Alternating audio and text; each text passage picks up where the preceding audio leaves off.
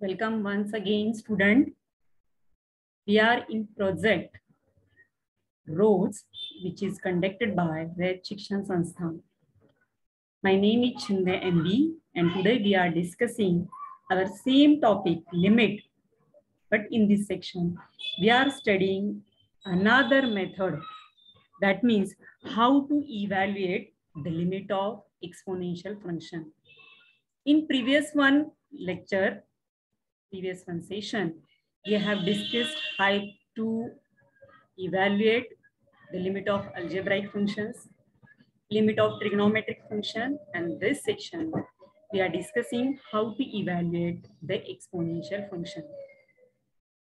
So our standard formula is limit of e raised to x minus 1 upon x, whereas x tends to 0, is equal to log e is equal to 1, and limit of a raised to x minus 1 upon x, whereas x tends to a, is equal to log a. Exponential functions म्हणजे e raise to x आणि e raise to x, a raise to x असे दोन functions असतात. ह्याच्यामध्ये आपण concentrate करणार आहोत कुठल्या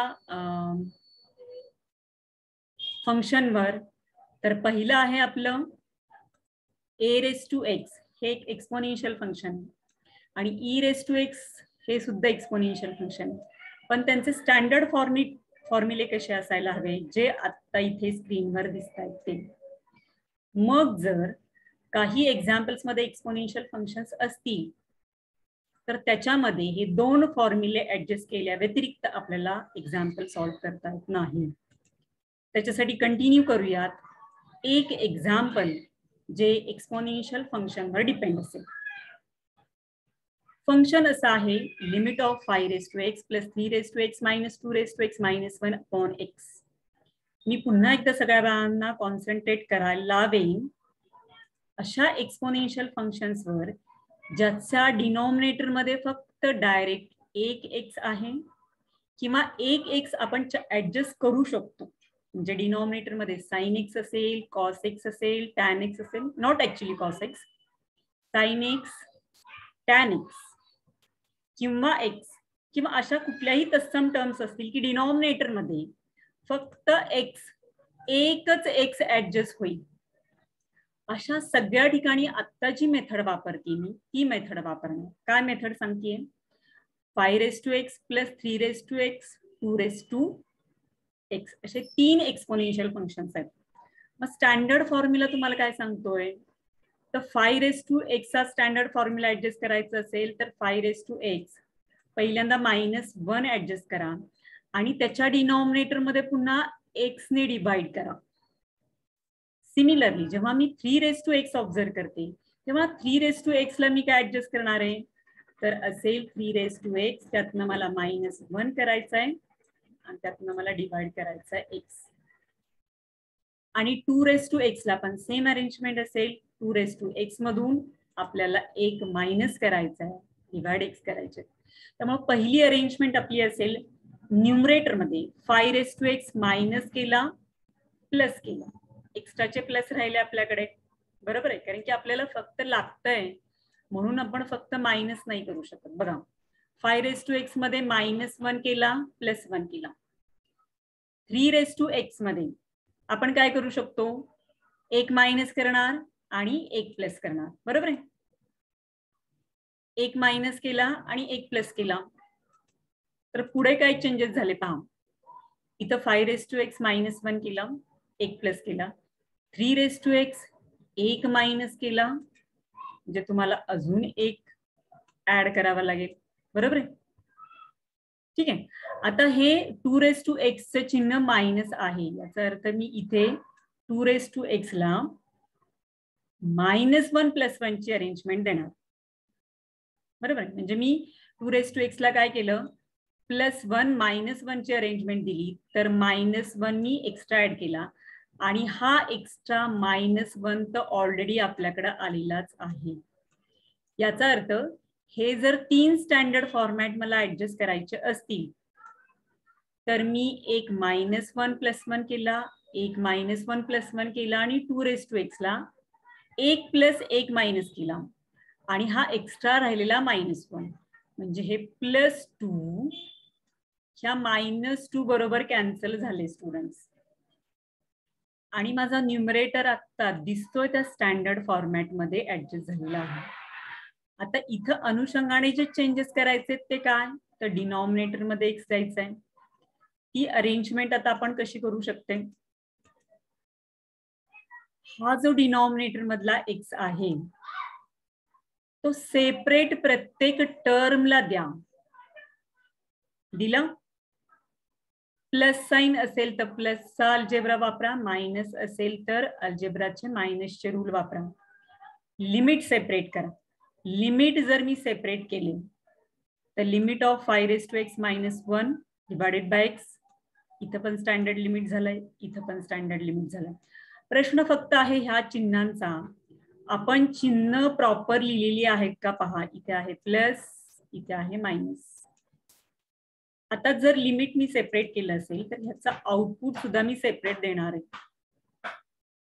limit of a⁻x - 1 upon x output log a येत असेल तर 5⁻x - 1 अपॉन x लॉग 5 येणार स्टँडर्ड फॉर्म्युल्यानी, बरोबर आहे. ह्या सेकंड फॉर्म्युल्याचं लॉग 3 येणार आणि थर्ड फॉर्म्युल्याचं लॉग 2 येणार. का आता आपण स्टँडर्ड फॉर्म्युला वापरला. पण इथंच कॅल्क्युलेशन संपत नाही, लॉगचे मला रूल वापरावे लागतात. इथं सम साठी मी प्रॉडक्ट रूल वापरेन, म्हणजे लॉग ऑफ 5 × 3, आणि जो डिव्हिजनचा आहे, जो सबट्रॅक्शन मध्ये टर्म आहे ती ऍक्च्युली आपली डिव्हिजन मध्ये जाईल. म्हणून तुमचं फायनल सोल्युशन राहील लॉग ऑफ 15/2. आणि हे सगळे एक्झाम्पल्स आपण हे एक्सपोनेन्शियल लिमिटचे स्टँडर्ड फॉर्म्युले वापरून सॉल्व्ह केलेले आहेत. याचं अजून एक एक्झाम्पल पाहूयात. एक्झाम्पल स्क्रीनवर दिसतंय या फॉर्मॅट मध्ये आहे, पण प्रिव्हियस वन एक्झाम्पल आणि हे सेकंड एक्झाम्पल ह्याच्यामध्ये डिफरन्स काय आहे बाळांनो. डिनॉमिनेटर जर मी ऑब्झर्व केला आणि डिनॉमिनेटर मध्ये मी x ची डायरेक्ट व्हॅल्यू 0 पुट करण्याचा प्रयत्न केला तर cos 0 will be 1 and finally in denominator we get 1 - 1, that means 0. And if we put 0 in numerator also, so it gives something raised to 0 0, something raised to 0 0, so 0 × 2 0, and something raised to 0 it should be. Let me correct this one step. 49 raised to 0, it gives 1. Since anything raised to 0 always gives 1. -2 × 1 and +1. So this 1 + 1 it becomes 2, and -2 and +2 gets cancelled. And for numerator and denominator we get 0/0 indeterminate form. And when we get 0/0 indeterminate form in limit, then definitely we are not using direct method. So we have to think another method to evaluate the solution of this exponential function. 49 raised to x, 35 raised to x आणि 25 raised to x हे तिन्हीच्या तिन्ही functions हे exponential functions आहेत. पण मला analysis करावं लागतं डिनॉमिनेटरचं. का? कारण की डिनॉमिनेटर मध्ये बाय डिफॉल्ट 0 येत आहे. याचा अर्थ डिनॉमिनेटर मध्ये मला आहे या एक्झाम्पल बद्दल, आहे या टर्म बद्दल वेगळं काहीतरी पुट करायचंय, तेव्हा माझं एक्झाम्पल सॉल्व्ह होईल. म्हणून मी cos - cos चा फॅक्टरायझेशनचा फॉर्म्युला वापरेन. पहा डिनॉमिनेटर मध्ये cos - cos चं आउटपुट असतं -2 sin × sin, दोन अँगलची सम डिवाइडेड बाय 2, दोन अँगलची सबट्रॅक्शन डिवाइडेड बाय 2. आणि आता नेक्स्ट लाईन मध्ये काय चेंजेस होतील. नेक्स्ट लाईन मध्ये आपण लिहू शकतो -2 as it is 8x/2 will be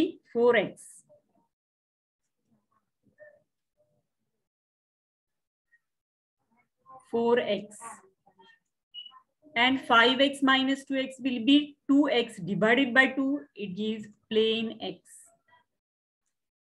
So if we observe the denominator after putting the particular formula, it gives sin 4x into sin x, and we have to adjust the standard formula for this sin 4x and sin x. आपण काय करू शकतो, ह्या sin 4x ला 4x नी multiply divide करणार, sin x ला x नी मल्टिप्लाय डिवाइड करणार. इथे येतील 4x स्क्वेअर, म्हणजे न्यूमरेटर आणि डिनॉमिनेटर मध्ये अरेंजमेंट केली तर डिनॉमिनेटर मध्ये x स्क्वेअर एक्स्ट्रा ऍडजस्ट होतोय. बरोबर आहे का? मी इथं रफली लिहून ठेवते की डिनॉमिनेटर मध्ये x स्क्वेअर ऍडजस्ट झालेला आहे. मग मी मगाशी जसं पहिल्या एक्झाम्पल मध्ये सूचना सांगितली त्यानुसार जर डिनॉमिनेटर मध्ये फक्त एक x ऍडजस्ट होत असेल अनालिसिस नंतर किंवा डायरेक्ट दिसत असेल तर न्यूमरेटर मध्ये फक्त प्लस मायनस 1 ची अरेंजमेंट द्या, डिनॉमिनेटर मध्ये x ऍडजस्ट करा आणि तुमचं तुम्हाला आउटपुट मिळेल. पण ह्या पर्टिक्युलर एक्झाम्पल मध्ये डिनॉमिनेटर मध्ये एकच x येत नाही, डिनॉमिनेटर मध्ये सिम्प्लिफिकेशन नंतर x स्क्वेअर ची टर्म ऍडजस्ट होती, म्हणून न्यूमरेटरचे मला फॅक्टर्स करावे लागतील. म्हणजे हे जरी एक्सपोनेन्शियल फंक्शनचं एक्झाम्पल असेल तरी पहिल्या टाइप पेक्षा याची मेथड थोडीशी निराळी आहे. डिनॉमिनेटर मध्ये x स्क्वेअर ऍडजस्ट होतोय म्हणून मी न्यूमरेटरचे फॅक्टर्स पाडणार आहे. मग न्यूमरेटरचे फॅक्टर्स मी कसे पाडू शकते? मी न्यूमरेटर मध्ये ऍडजस्ट करणार आहे हा pattern a minus b whole bracket square. त्याचं आउटपुट कसं असतं बाळांनो? ते आहे a square minus 2 times of ab plus b square plus b square. आणि हा जो वरचा फॉर्म दिलेला आहे इथे तो मी त्या मेथडने ऍडजस्ट करणार. काय अरेंजमेंट करतोय बघा. 49 मी लिहू शकते 7 चा स्क्वेअर म्हणून, त्याची पॉवर x तशीच राहिली. पुढे हे 35 रेस टू x इंडायसेसचे रूल वापरले तर मी लिहिणार 5 into 7 raise to x and 25 मी लिहिणार 5 चा square to the power x. बाकी डिनॉमिनेटरचे अरेंजमेंट आपण ऑलरेडी डिस्कशन केलेली. इंडायसेसचा अजून एक रूल सांगतो की जर बेस 1 आहे आणि पॉवरची पॉवर होत असेल तर ह्या पॉवर्स तुम्ही एक्सचेंज करू शकता. तुम्ही नेक्स्ट स्टेपवर पाहू शकता. पहा, मी x आतमध्ये घेतलाय आणि 2 बाहेर शिफ्ट केले आणि मिडल टर्म मध्ये एक्सपोनेंटचे रूल वापरलेत, मी पॉवरचे रूल वापरलेत आणि 7 raise to x into 5 raise to x लिहिलं. सिमिलरली लास्ट स्टेपला मी काय केलंय, 5 ची 2 पॉवर मी बाहेर घेतलीये आणि 5 ची x ही पॉवर आपण आत अरेंज केली. पहा, आणि ही टर्म झाली a square minus 2 times ab plus b square. आणि याचा आउटपुट मी a minus b whole bracket square या फॉर्म्युल्याने देऊ शकेल, जिथं माझी a ची व्हॅल्यू आहे 7 रेस टू x आणि माझी b ची व्हॅल्यू आहे 5 रेस टू x. मी जर याचे फॅक्टर्स पाडले तर मला इथं x स्क्वेअर ऍडजस्ट करणं इझी जाईल, म्हणून मी ही अरेंजमेंट न्यूमरेटर मध्ये केलेली आहे. आता न्यूमरेटर मध्ये काय करणार? We are just adding 1, subtracting 1 and subtracting and adding 1. एक्स्ट्राचे प्लस और मायनस 1 कॅन्सल होतील आणि होल ब्रॅकेटचा स्क्वेअर तसाच राहील. डिनॉमिनेटर मध्ये काय चेंजेस होतील पहा. डिनॉमिनेटर मध्ये sin 4x याला मला 4x ने डिवाइड करायचंय, 4x ने मल्टिप्लाय करायचंय. sin x divided by x हा स्टँडर्ड पॅटर्न ऍडजस्ट करायचा असेल तर ह्या sin x ला प्रिव्हियस 1 स्टेप मध्ये मी x ने डिवाइड केलं, x ने मल्टिप्लाय केलं. माझी ही एक्स्ट्रा क्वांटिटी झाली 4x स्क्वेअर. हे -2 कॉन्स्टंट आणि हे 4 ह्या दोघांची मल्टिप्लिकेशन केली तर हे -8 म्हणून डिनॉमिनेटर मध्ये बाहेर येतील. न्यूमरेटर मध्ये -1 ची अरेंजमेंट झालेली आहे, फक्त +1 ची.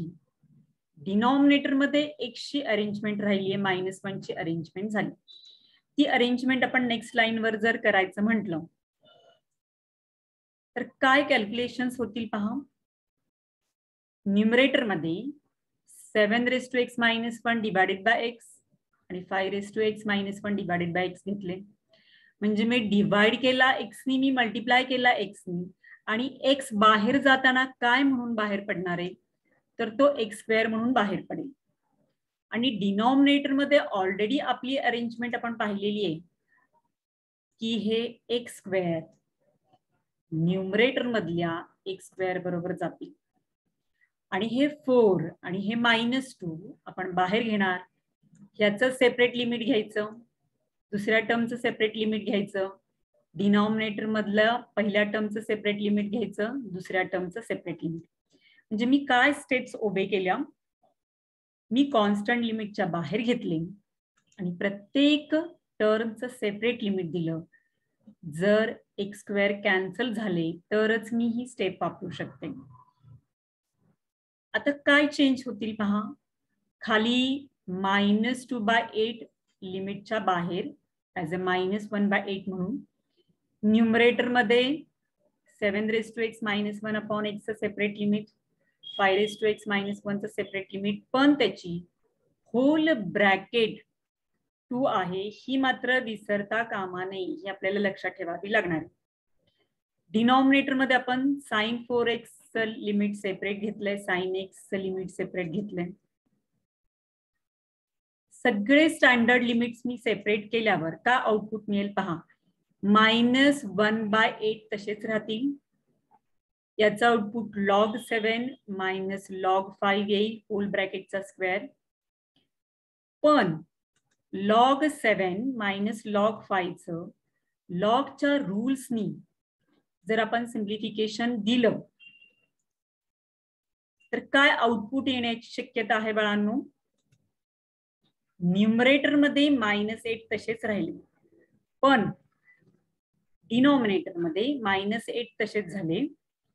ह्या sin 4x/4x चं लिमिट आपलं किती असू शकेल, 1 असणारे, बरोबर आहे. दुसरी टर्म याचं लिमिट 1 असणारे. त्यामुळे डिनॉमिनेटर मध्ये 8 × 1 × 1 झाले, पण न्यूमरेटर मध्ये log 7 - log 5 hole bracket square झाले. इथे मी इंडायसेसचे रूल वापरलेत पहा. इंडायसेसचे रूल म्हणण्यापेक्षा लॉगचे रूल वापरलेत आपण इथे.